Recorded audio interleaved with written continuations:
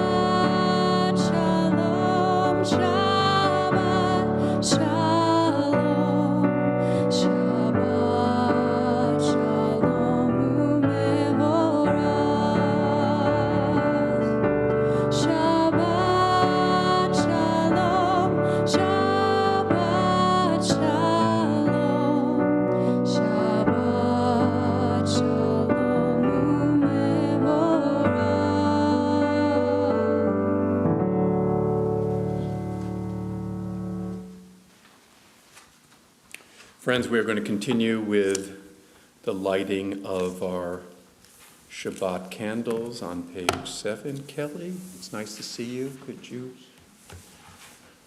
light our Shabbat candles?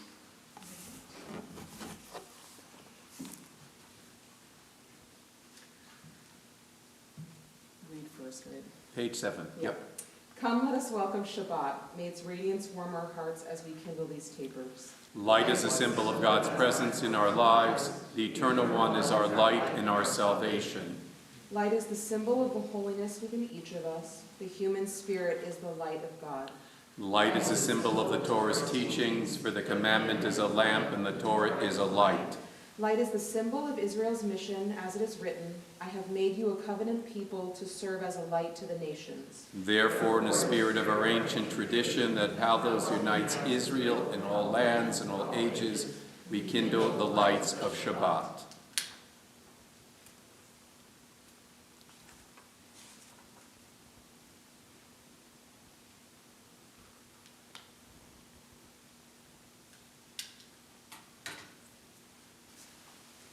Baruch atah Adonai, Eloheinu melech haolam, asher kiddushanu b'mitzvotav, v'tzivanu l'hadlik ner shel Shabbat.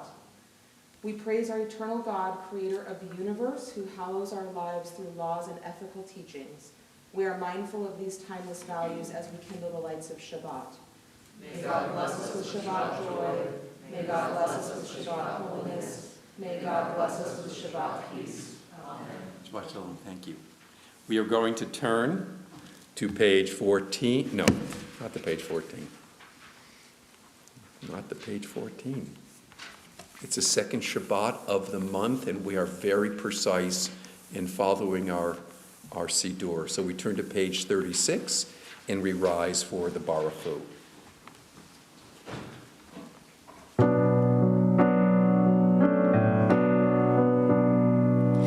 La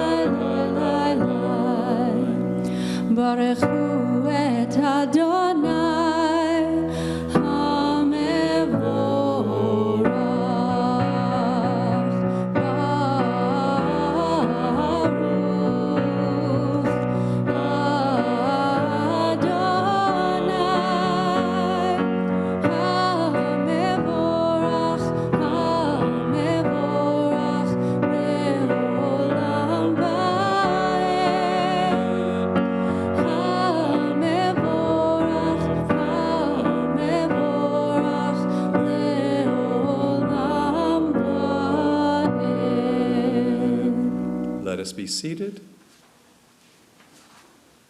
We continue on the top of page 37. Ever-living God, your majesty is proclaimed by the marvels of earth and sky. Sun, moon, and stars testify of your power and wisdom. Day follows day in endless succession, and the years vanish, but your sovereignty endures. Though all things pass, your glory will never depart from us.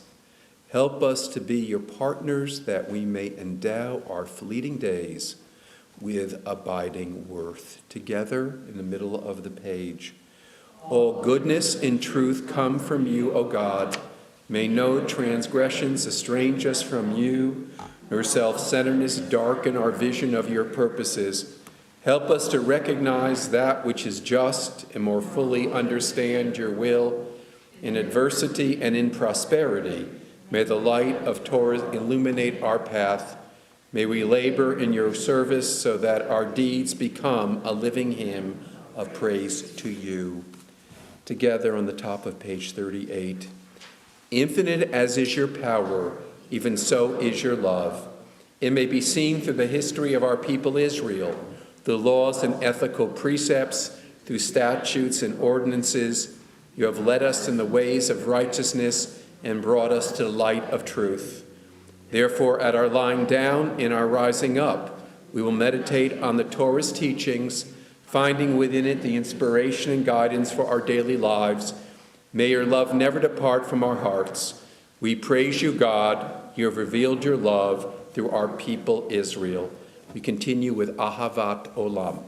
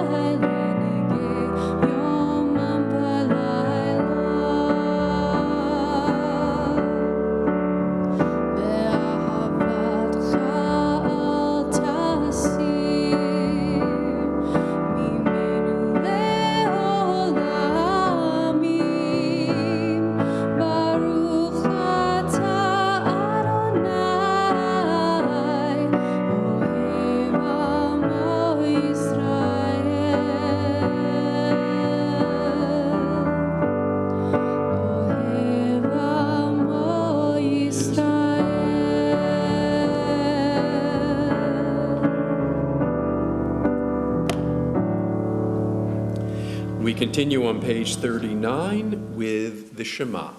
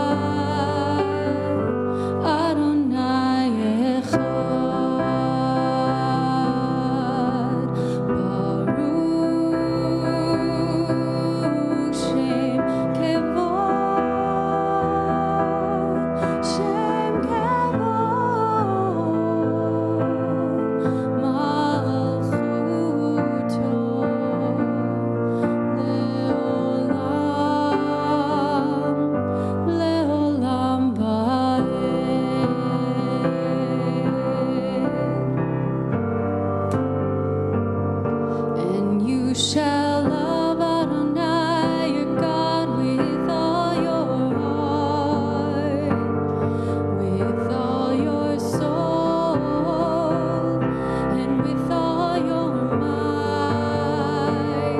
And all these words which I command you on this day shall be in your heart, shall be in your heart, and you shall teach them diligently unto your children.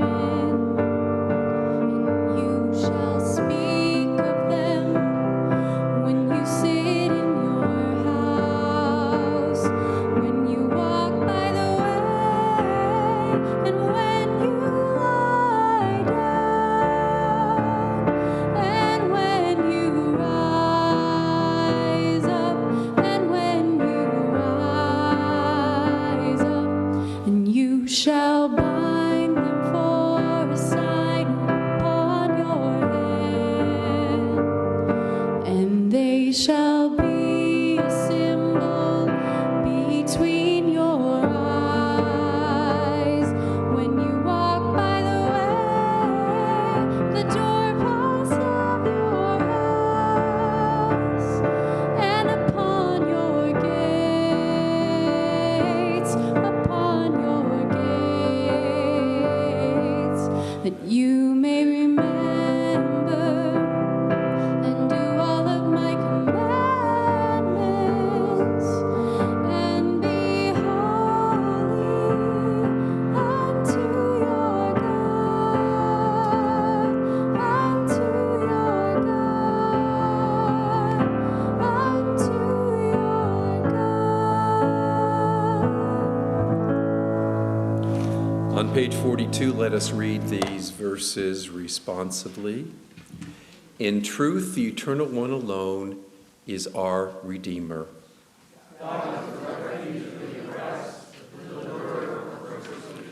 Let us praise the eternal God who gives rest to the weary and hope to the despondent.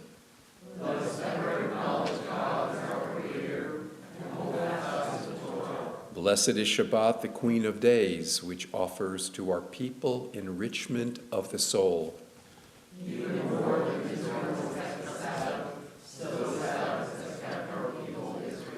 How blessed are those who observe Shabbat, who sanctify it with prayer, with study, and worship.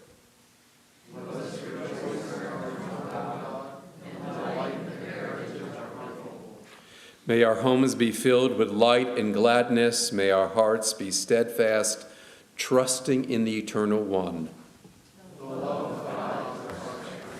We continue on page 43.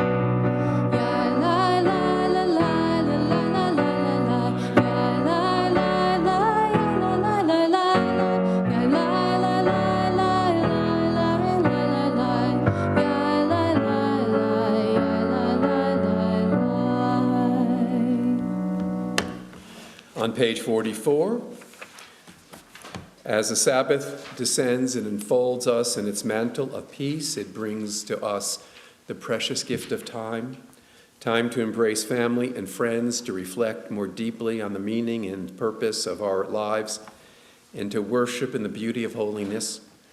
May every Shabbat be for us a sanctuary of love and devotion, bringing contentment to our hearts, happiness to our homes, and blessings to our people.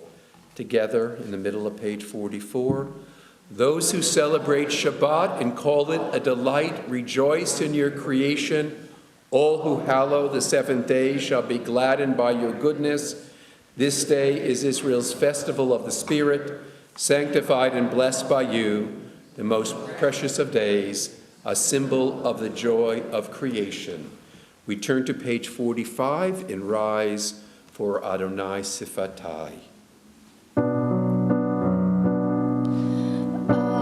Adonai Sifatai Tiftach Ufi Agitei Latecha. Eternal God, open my lips that my mouth may declare your glory. Baruch atah Adonai Eloheinu v'Elohei avoteinu ve'imotenu, Elohei Avraham, Elohei Yitzchak, v'Elohei Yaakov, Elohei Sarah, Elohei Rivka, Elohei Leah, v'Elohei Rachel, Ha'el Hagadol, Hagibor v'Hanora, El Elyon, Gomel Chasadim Tovim, Vekoneh Hakol, Vezocher Chasdei Avot V'Imahot, Umevii Geula Livnei Bneihem, Lema'an Shemo Be'ahava, Melech Hozeh u'Moshiach u'Magen. Baruch atah Adonai, Magen Avraham ve'ezrat Sarah. Please be seated, and we will continue responsively on page 46. God of ages past and future, God of this day, as you were with our mothers and fathers, be with us as well. As you strengthen them, strengthen us. As you grant that we too may be bearers of your teaching, teachers of your truth.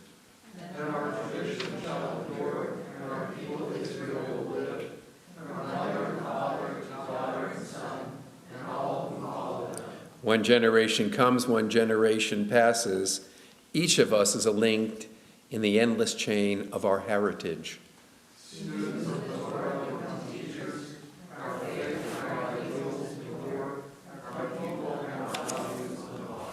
We continue on page 48. God calls our people Israel to be of service. May we fulfill this charge by exemplifying the Torah's ideals with all those we encounter in our daily lives. May we have the grace to fulfill our mission with enthusiasm and with joy, always tempered by wisdom and guided by respect for other people's faiths and ideals. May our actions attest to the strength of our convictions.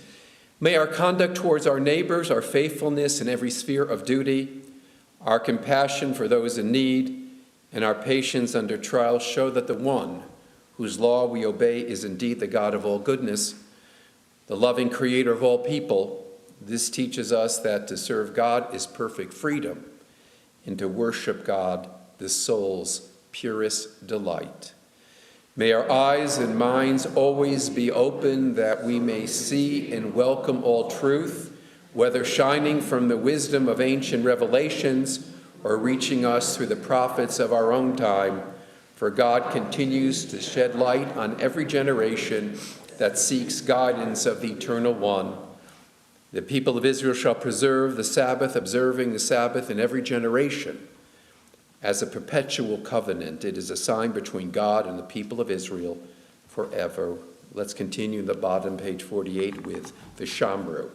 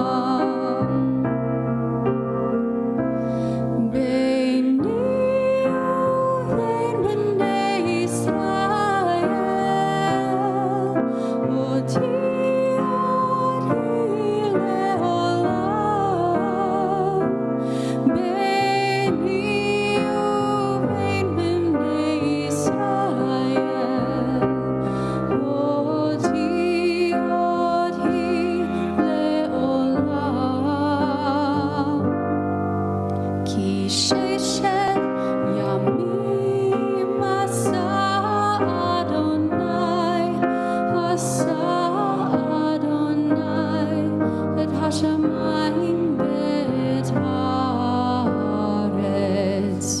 uvayom hashvi'i Shabbat, Shabbat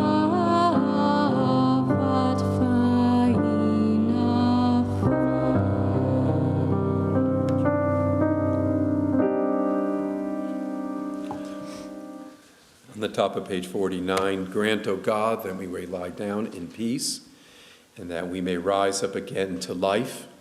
Spread over us the shelter of your peace. Guide us with wise counsel.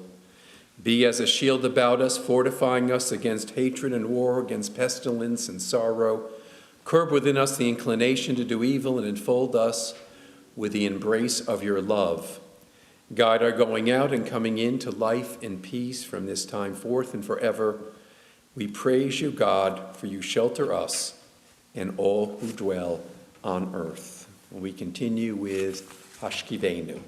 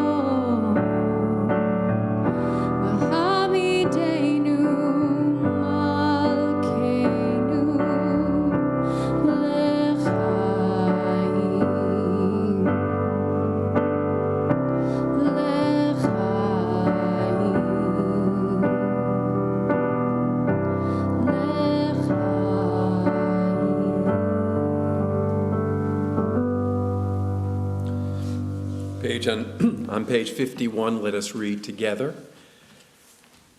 We gratefully acknowledge that the eternal God is our creator and preserver, the rock of our life and the shield of our help.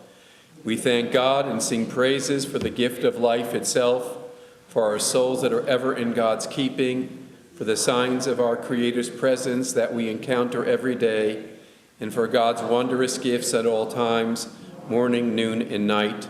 Truly our blessings are without end, and God's loving kindness never ceases. Therefore do we forever put our trust in the Eternal One. We continue with Shalom Rav, page 52.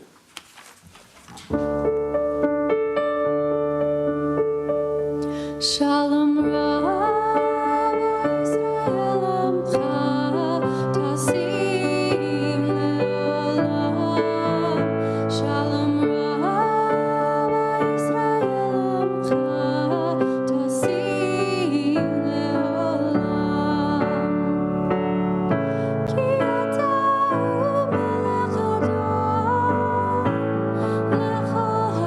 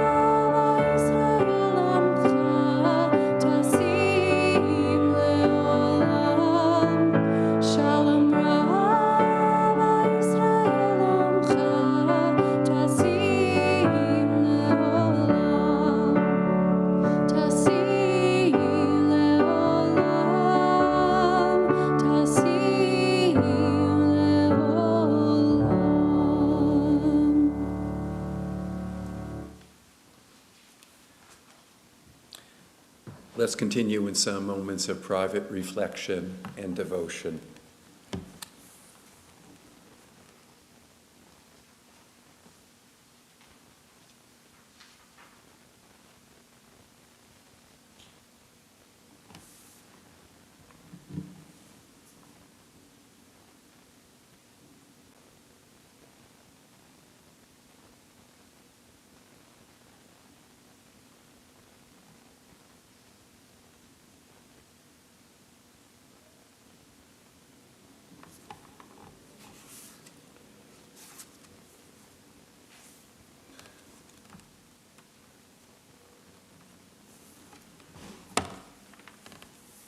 Friends, let's turn back in our Seder Ream to page 10.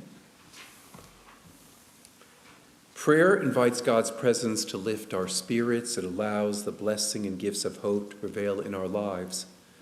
Prayer might not bring water to parched fields, nor mend a broken bridge, nor rebuild a ruined city, but prayer can water an arid soul, mend a broken heart, and rebuild a weakened will.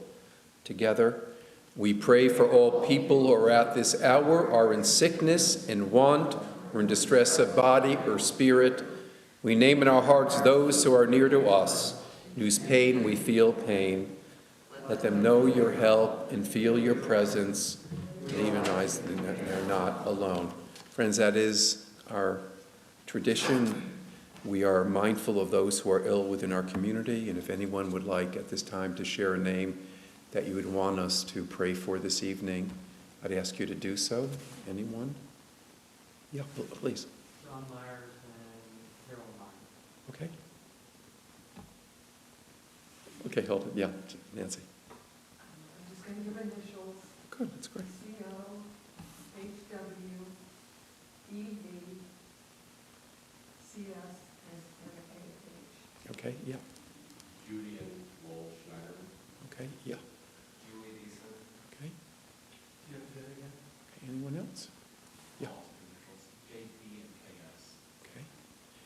And Stephen Glassman has been asked to be part of our Mishaberach list this evening. Let's continue with Mishaberach on page 10.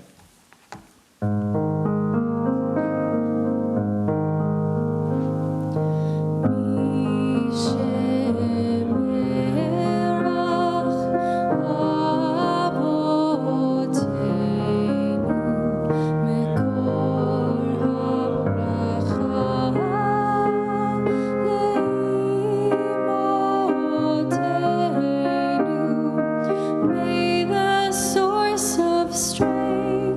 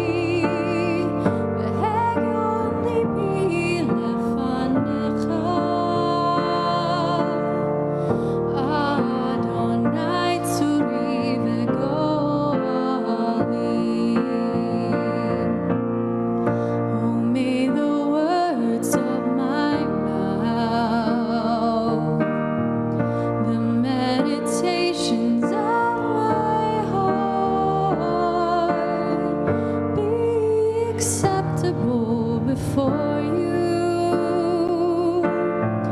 Eternal God, my rock and my redeemer. Oh, say shalom bimroah. Huya, say shalom aleinu. Ve'al kol Yisrael. Ve'imru, ve'imru, amen.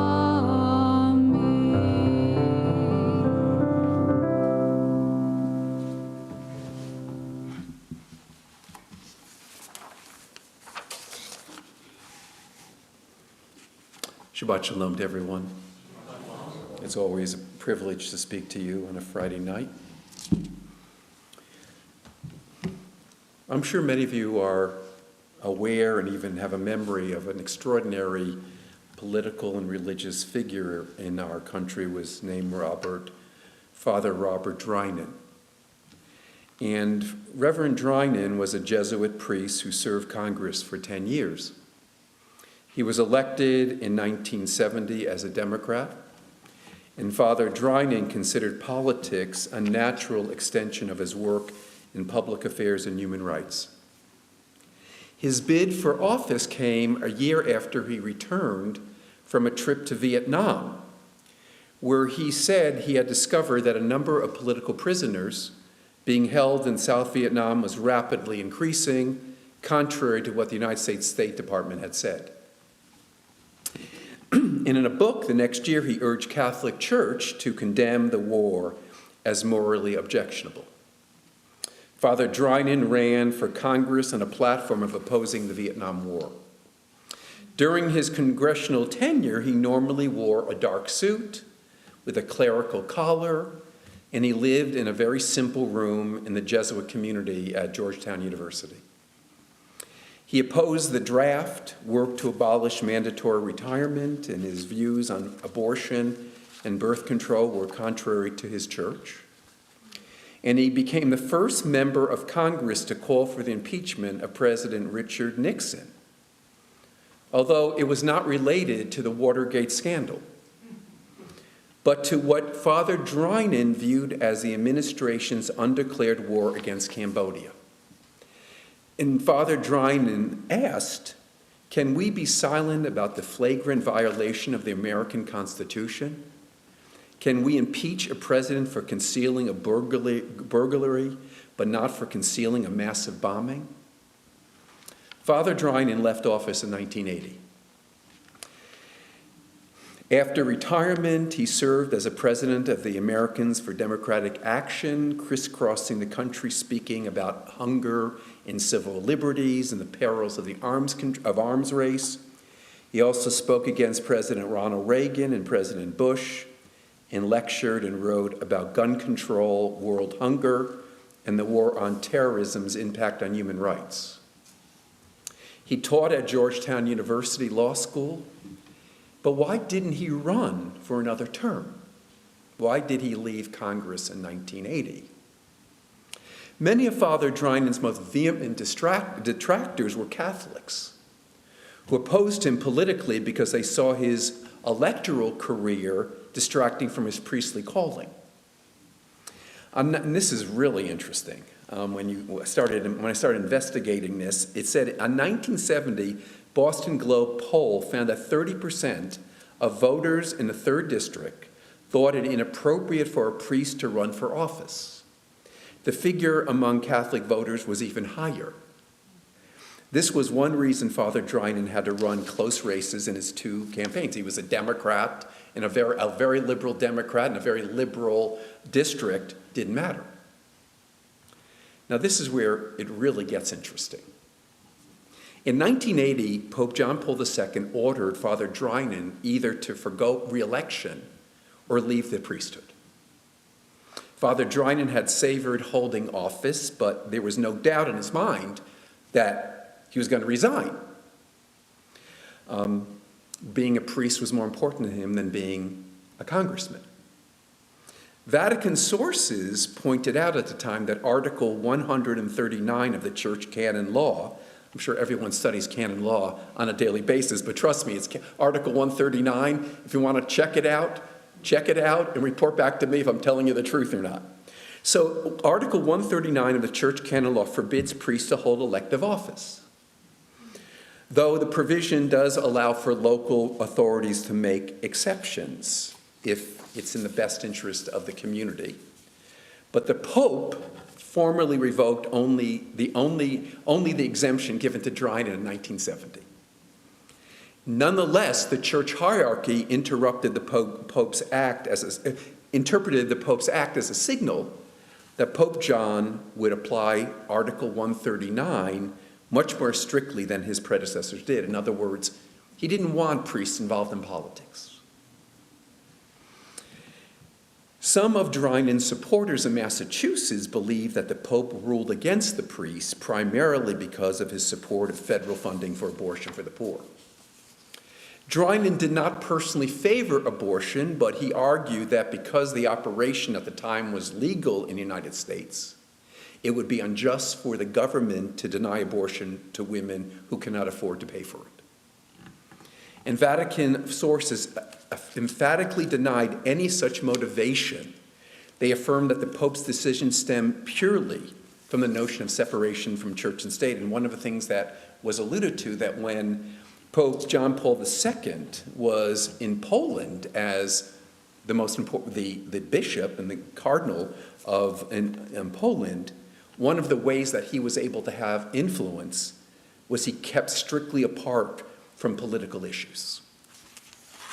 Okay. Why am I dragging up all this old history? You know, any chance I have to talk about Pope John II, I take advantage of it because I think he's an incredible figure, even though he was, and a lot of things that he believed in I didn't agree with. Now, why drag up old history? This week's senatorial election makes the Dryden story very relevant to me.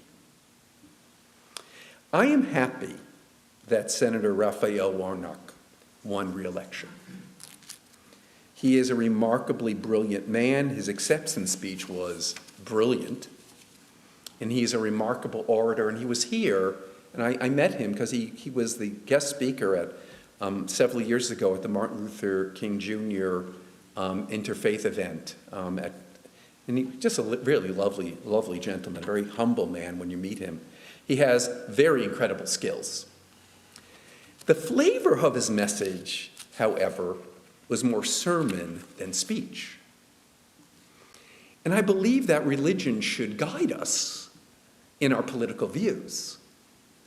That was Martin Luther King, that is Pat Robertson. But what do you make of Warnock's language? So, of course, I found his speech and I started studying it. You see all aren't you proud of me? All the orange? Okay. I started reading his speech in a language that he was using, and I wasn't comfortable. A couple of the phrases that made me nervous.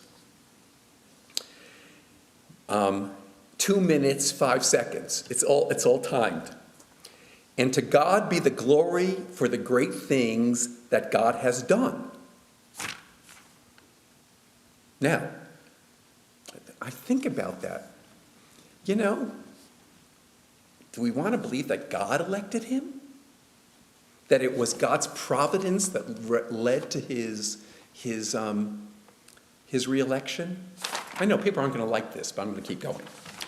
So it goes, no, I like giving messages that people aren't going to like. Okay, at least you'll talk about it. Okay, so then he has, this is cute. I like this, but I want to thank my mother and father. I want to thank my siblings who are here. I'm one of 12 in my family. Clearly, my folks read the Bible. Be fruitful and multiply. That's good. That's good. Okay, I would have written that. This is...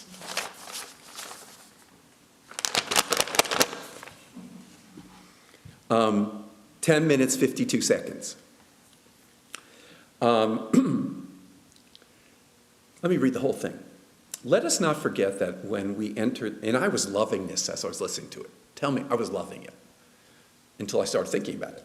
Let us not forget that when we entered this runoff, a vestige of the ugly side of our complicated American story, state officials said that we couldn't vote on Saturday, but we sued them and we won.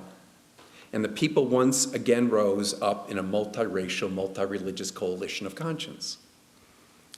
Now, you endured the rain, you endured the long lines, and you voted. And you did it because you believe, as I do, that democracy is the political enactment of a spiritual idea. The notion that each of us has within us a spark of divine, that we were created imago Dei in the image of God. And this line really irritates me. And if you're not given to that kind of religious language, that's fine. Our tent is big. Okay, so you're going to tolerate people who aren't in your tent? I mean, you're going to tolerate the non-theist? Okay, where our God is, our tent is really great. And if you're not part of it, we'll tolerate you. What if this was a religious conservative? Would we like that? Okay, let me keep going. I'm sure you're liking this, aren't you? Oh, yeah. I mean, you're really, I can feel it. I know, can you feel it? I can feel it. Okay, let me keep going here. This is the clincher. 18 minutes and 18 seconds. And he said, and here we are. And I want to thank the amazing people of Ebenezer Baptist Church, who amidst the attack stuck with your pastor. Thank you, Ebenezer Church. Now, here I gave you his lines, and certainly they weren't meant to be religiously heavy-handed. But the reality is that this speech is not just fancy political rhetoric. He is a leader of one of the most powerful black churches in America where Martin Luther King Jr. served.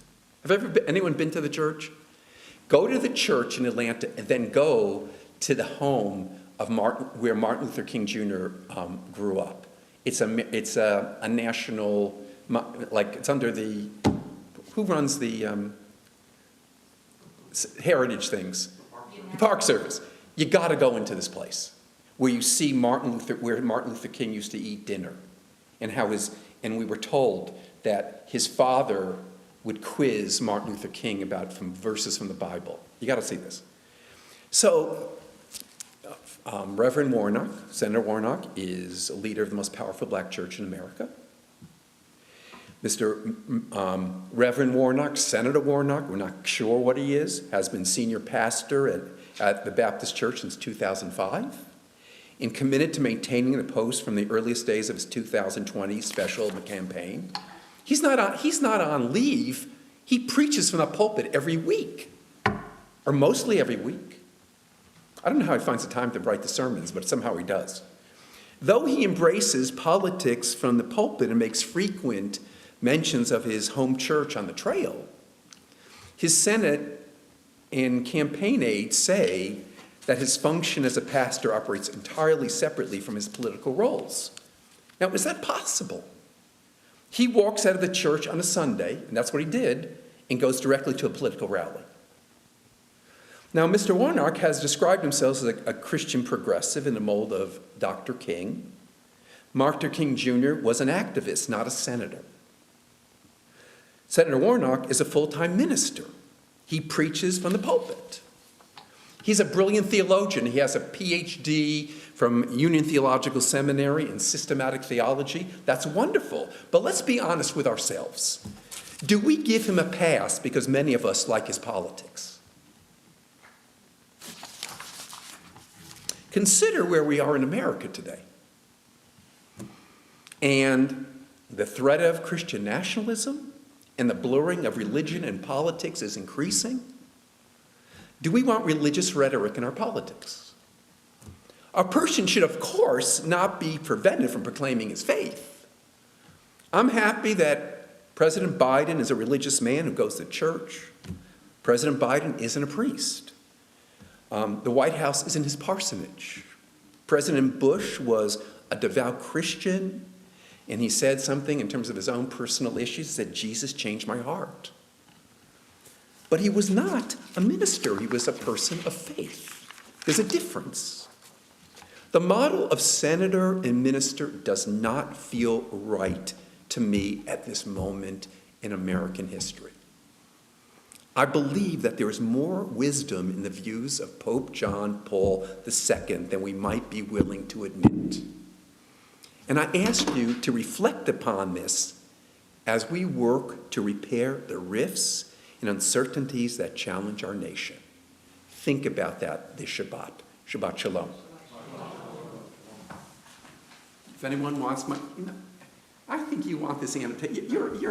I want you to have my annotated speech. Okay, good. Because I know you like collecting my stuff. Okay. Okay, we're back.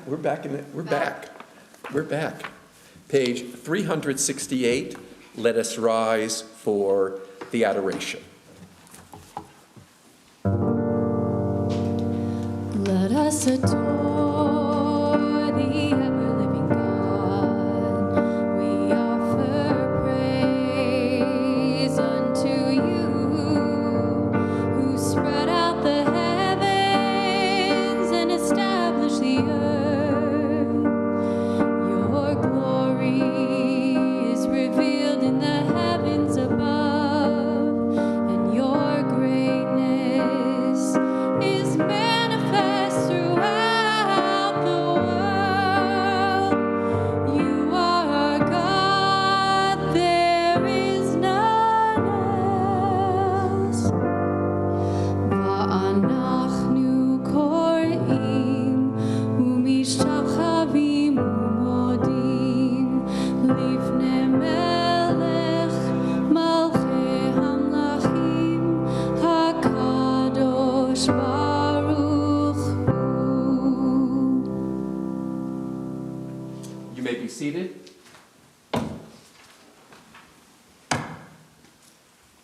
We read together on page 369. May the time not be distant, O God, when you shall be worshipped throughout the earth, when unbelief shall disappear and error be no more. Fervently we pray that the day may come when all people shall be guided by your teachings. Corruption and evil shall give way to purity and goodness. Superstition shall no longer enslave the mind, nor idolatry blind the eye. Then all who dwell on earth shall know that to you alone every knee shall bend and every voice give praise. May all created in your image recognize that we are brothers and sisters, so that one in spirit and one in harmony be forever united before you. Then shall your reign be established on earth, and a word of your ancient prophet be fulfilled. The eternal God will reign forever and ever. On that day the eternal shall be one, and God's name shall be one.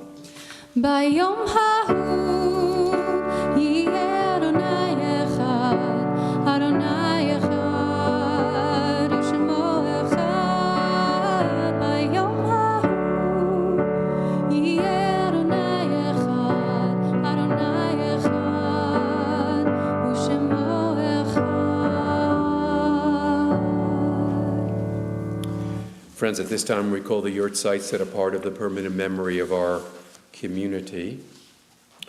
Barbara Brown, David Hearn Jasnoff, Kathy Franklin, Louis Galamba Sr., Sarah Green, Charles Hipsch, Joe Hirsch, Richard Hoffman, Tober Horowitz, Greindl Lepine, Leslie Lyon, Leon Manny, Lyra Ann Monacy, Arthur Stern, Leslie Strauss, and David Wolfe. In solemn testimony to that unbroken faith that links the generations of the house of Israel one to another, we ask everyone to please rise as we join with the mourners and those that are observing yurtzeit in reciting the mourners' Kaddish. Yitkadal v'yitkadash shemei rabbah, B'yamad divrach hirutei v'yamlich machutei, B'chayechon uvyemechon uvchayedecho Beit Yisrael, Bagalav Izman Kari v'yimru Amen.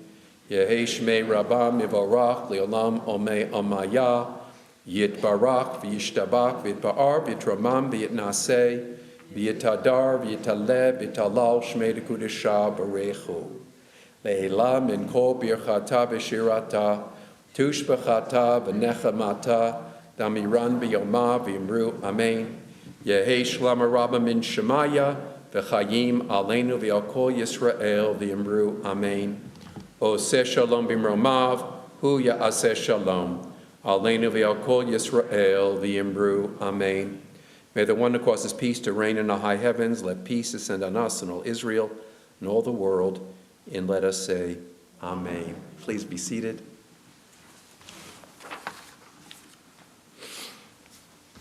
Our Shabbat flowers are dedicated this evening in memory of David Hearn Chasnoff by Patty Chasnoff, in memory of Richard Hoffman by Gail and Alan Guthevitz, in memory of Kathy Franklin by Sam and Ethan Miner Lucht, in memory of Toba Horowitz by Susan and Rocky Horowitz, in memory of Leon Manny by Susie and Steve Block, and in memory of Leslie Strauss by the Strauss family.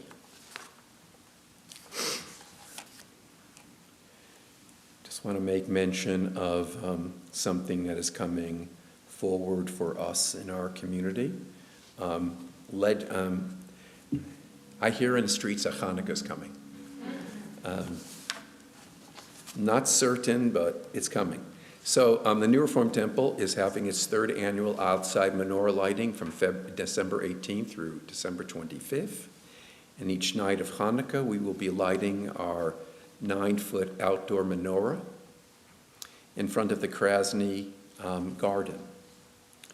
Each night, we will, starting the first night of Hanukkah is when? Is the evening of December 18th, continuing to the evening of December 25th, and every night it will be at 6 p.m., except on Friday, December 23rd, where it will be at 5:30 p.m., followed by Shabbat services at 6 p.m., and after services we will have a delicious Oneg Shabbat, which will include latkes and other things. The Religious Services Committee has worked very hard on this. They're not cooking, though. We're ordering out, okay? But it's exciting. It's going to be nice, and it's we did it through the pandemic, and we did very well. Now imagine without the pandemic, we're going to do hopefully well, or a modified pandemic. And I didn't give up wearing my mask because I don't believe in masks. I gave it up because look what happened to my mask. I don't want anyone to lose faith in me. What are we going to do? So immediately following services, we're going to join together for Oneg Shabbat. And I have something to announce. Carmen, who's doing a great job every week. No, you are. You're doing. Is she good? She's great. No, she's good. Now, she loves the New Reform Temple. But this is not the only thing she does in life. It's important. It's on. But after at 7:45, 7:45 tonight, at the Crow's Coffee House, she's doing her thing. She's not going to sing Hebrew melodies. She's doing her own music. As you know, she's a violinist. She's going to be singing. And if you're not going home for Shabbat dinner, this could be a great option for you. But there's no New Reform Temple discount. We're not sure that even she's going to get a drink for free. We don't really know. But did I make so anyone who's out there too? I mean, we have a following out there. Yeah. I mean, it could be big night for you. That would be great. My dad will be there, so everyone can meet my dad. There's nothing better. I know. Okay? So we are going to I felt really good about that announcement. That was very nice of Because I'm you. hoping it had some power. Or I'm hoping that I have some power. But, okay.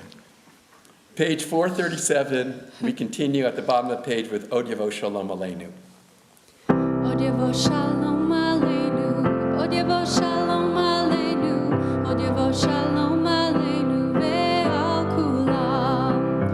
Od Yavo Shalom Aleinu, Od Yavo Shalom Aleinu, Od Yavo Shalom Aleinu ve'al kulam. Salam Aleinu ve'al kol ha'olam. Salam Shalom. Salam Aleinu ve'al kol ha'olam. Salam Shalom. Od Yavot Shalom Aleinu, Od Yavot Shalom Aleinu, Od Yavot Shalom Aleinu ve'al kulam. Od Yavot Shalom Aleinu, Od Yavot Shalom Aleinu, Od Yavot Shalom Aleinu ve'al kulam. Shabbat Shalom to everyone. Join us in the foyer for our Oneg Shabbat. It was very nice of you to make an announcement for me.